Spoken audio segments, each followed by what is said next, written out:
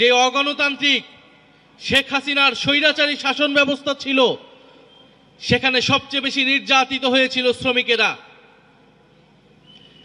তাদেরকে তাদের ন্যায্য মজুরির জন্য সেই 2024 মাসের শুরুর দিকে আন্দোলন করতে হয়েছিল এবং পুলিশের গুলিতে শ্রমিক মারা গিয়েছিল। আমরা সেই আন্দোলনে তখনও ছিলাম। ফলে এই যে একটা ফ্যাসিবাদী ব্যবস্থা, যেখানে কোনো গণতন্ত্র ছিল না, মানবিক মর্যাদা ছিল না, ছিল না শ্রমিকের অধিকার, ছিল না যুবকদের ছাত্রদের কর্মসংস্থানের অধিকার। ফলে আমাদের ছাত্র, শ্রমিক ও নানান পেশাজীবীর ঐক্যের মাধ্যমে যেই গণ অভ্যুত্থান সংগঠিত হয়েছিল, যেই জাতীয় ঐক্য তৈরি হয়েছিল, সেই ঐক্যের ভিত্তিতেই আমাদের পথ চলা, আমাদের নতুন বাংলাদেশ গড়ে তোলার এই লড়াই। বাংলাদেশে গণ অভ্যুত্থানের পরে আমরা সবচেয়ে বেশি একটা কথা শুনতে পাই, জাতীয় ঐক্য। তো জাতীয় ঐক্য বলতে আমাদের দেশের কিছু মানুষ মনে করে শুধু কয়েকটা রাজনৈতিক দল এক টেবিলে বসলেই জাতীয় ঐক্য হয়ে যায়। আজকেও জুলাই সনদ নামে একটা সনদে কিছু রাজনৈতিক দল একত্র হয়ে স্বাক্ষর করবে এবং এর নাম তারা দিতে চায় জাতীয় ঐক্য। আমরা মনে করি এটা কোনো জাতীয় ঐক্য নয়। জাতীয় ঐক্য হচ্ছে এখানে যেখানে ছাত্র, শ্রমিক এবং নানান পেশাজীবীর মানুষ একত্রিত হয়েছে।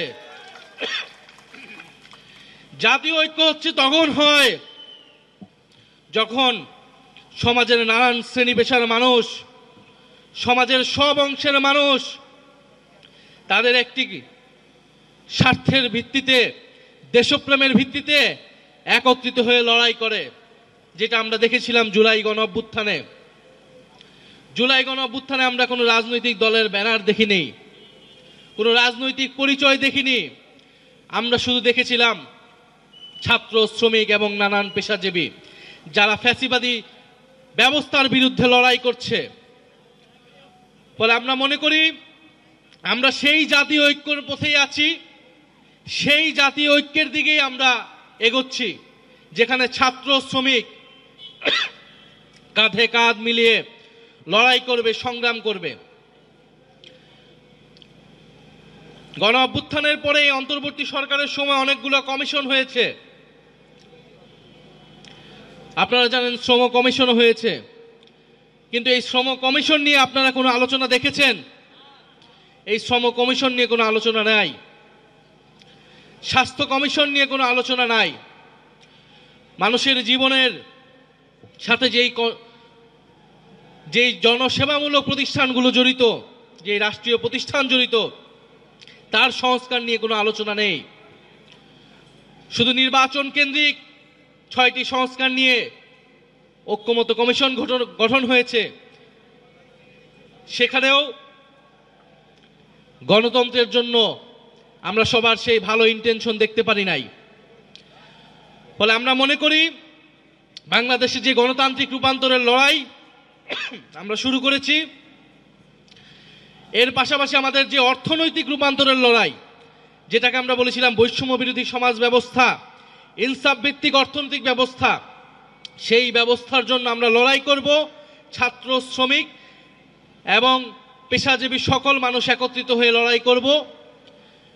আমরা মনে করি বাংলাদেশের অর্থনীতিতে যে উন্নয়নের গালগল্প আমাদের শোনানো হয়েছে, যেই প্রবৃদ্ধির গল্প আমাদের শোনানো হয়েছে, বাংলাদেশকে সেই উন্নয়ন কাঠামো থেকে বের করতে হবে।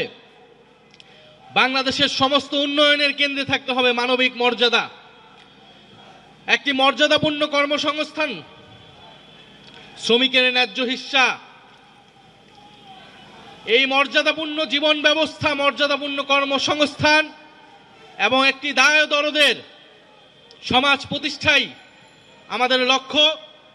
আমি আশা করব জাতীয় শ্রমিক শক্তি আজকে যেই অঙ্গীকার এবং লক্ষ্য নিয়ে আত্মপ্রকাশ করছে এবং সেই ঐতিহাসিক দিনে,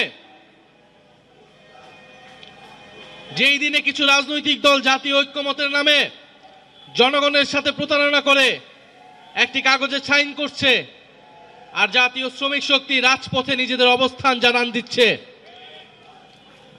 আমরা সবসময় জানি রাজপথের শক্তি জয়ী হয়, ইনশাল্লাহ জাতীয় শ্রমিক শক্তিও জয়ী হবে। জাতীয় নাগরিক পার্টি শ্রমিকদের পক্ষে রাজনীতি করবে, শ্রমিকের অধিকার আদায়ের রাজনীতি করবে। আমরা দেখছি বাংলাদেশে এখনো শ্রমিকরা তাদের ন্যায্য মজুরির জন্য লড়াই করে যাচ্ছে।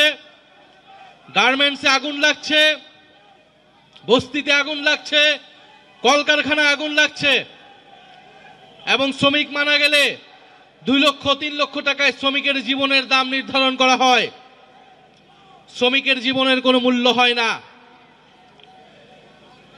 শ্রমিকের শ্রমকে কেবল অর্থনীতি শোষণের কেন্দ্রে ভাবলে চলবে না। আমরা চাই বাংলাদেশে যে লুটপাট হয়েছে, বাংলাদেশে যে দুর্নীতিগ্রস্ত ব্যবস্থা প্রতিষ্ঠা করা হয়েছে, সেখান থেকে আমাদের গণতান্ত্রিক রূপান্তরের দিকে যেতে হবে। ফ্যাসিবাদী আমলের যে সকল রাঘব বোয়াল্লা ছিল, যে সকল মাফিয়া অলিগারটা ছিল, তাদেরকে কিন্তু বিচারের আওতায় আনা হয় নাই। তাদের ব্যবসাগুলোকে এখনো প্রোটেক্ট করা হচ্ছে। সরকারের পক্ষ থেকে, বিভিন্ন রাজনৈতিক দলের পক্ষ থেকে সেই প্রোটেকশন দেওয়া হচ্ছে সেই মাফিয়াদেরকে, যারা শ্রমিকদেরকে এতকাল ধরে শোষণ করেছে। ফলে আমরা সেই অলিগার্কিক ব্যবস্থার পরিবর্তন চাই।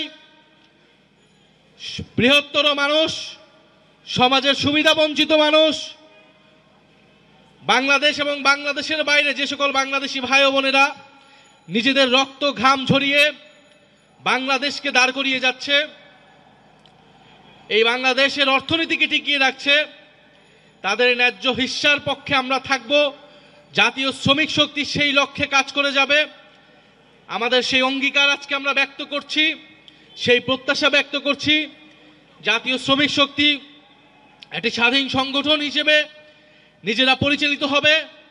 জাতীয় নাগরিক পার্টি আদর্শিকভাবে, রাজনৈতিকভাবে সবসময় শ্রমিকদের সাথে থাকবে, এবং আমরা ঐক্যবদ্ধভাবে আমাদের যে নতুন বন্দোবস্ত, আমাদের যে দায় ও দরদের রাজনীতি এবং মানবিক মর্যাদা প্রতিষ্ঠার রাজনীতি, সেই রাজনীতি আমরা প্রতিষ্ঠা করে যাব।